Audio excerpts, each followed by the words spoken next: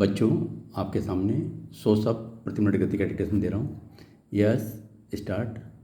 तथाकथित पेगासस जासूसी कांड में सुप्रीम कोर्ट की ओर से गठित विशेषज्ञ समिति की रिपोर्ट के निष्कर्ष यही रेखांकित कर रहे हैं कि इस मामले में केंद्र सरकार के खिलाफ सुनियोजित अभियान छेड़ने की जो कोशिश की गई है उसका कोई सिरपैर नहीं था। विशेषज्ञ समिति की रिपोर्ट केवल जासूसी के आरोपों की हवा ही नहीं निकालती, बल्कि यह भी इंगित करती है कि बिना किसी ठोस आधार के दुष्प्रचार का सहारा लेकर सरकार को कटघरे में खड़ा करने के साथ देश का समय भी बर्बाद किया गया। इसकी अनदेखी नहीं की जा सकती कि जासूसी का आरोप लगाकर किस तरह न केवल सड़कों पर हंगामा किया गया था, बल्कि संसद में भी आसमान सिर पर उठा लिया गया था। उस दौरान संसद के मानसून सत्र में न के बराबर काम हुआ था। सुप्रीम कोर्ट की ओर से बनाई गई विशेषज्ञ समिति की रिपोर्ट के अनुसार जो 29 मोबाइल फ़ोन उसे जांच के लिए सौंपे गए, उनमें से केवल 5 के मालवेयर यानी तकनीकी वायरस तो मिला, लेकिन उसे पेगासस सॉफ्टवेयर नहीं कहा जा सकता। जहाँ तक मालवेयर की बात है, वह ऐसे किसी भी तकनीकी उपकरण में पहुंच सकता है जो इंटरनेट से लैस हो। किसी मोबाइल फ़ोन में मालवेयर मिलने का यही मतलब नहीं होता कि उसके जरिए फ़ोन धारक की जासूसी की जा रही है। कंप्यूटर, लैपटॉप, मोबाइल फ़ोन आदि में मालवेयर मिलना आम बात है। इजरायली कंपनी पेगासस के खुफिया सॉफ्टवेयर के जरिए भारत सरकार, नेताओं, पत्रकारों और अन्य प्रमुख लोगों की जासूसी करा रही है।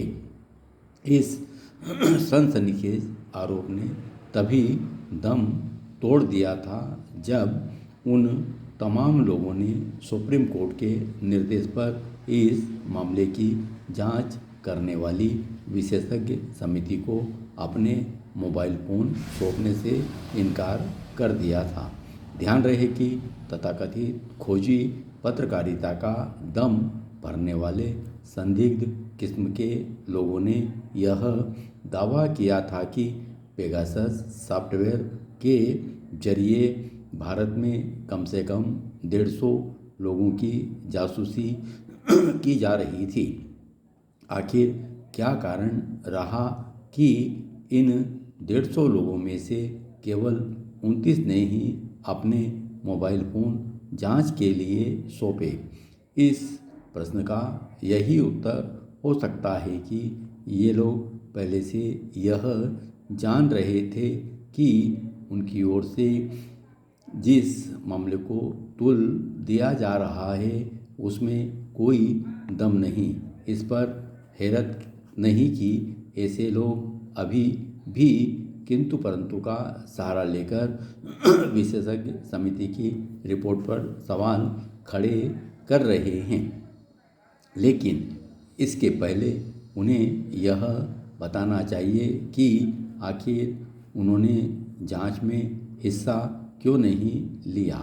अच्छा यह होगा कि सवाल स्वयं सुप्रीम कोर्ट की ओर से पूछा जाए। पेरा, चीन के अड़ियल रुख के कारण ही द्विपक्षीय स्तर पर लगातार वार्ता के बाद भी भारत चीन के बीच सीमा विवाद में कोई सफलता प्राप्त नहीं हो रही। अब यह साफ है कि वह सीमा विवाद सुलझाने का इच्छुक ही नहीं।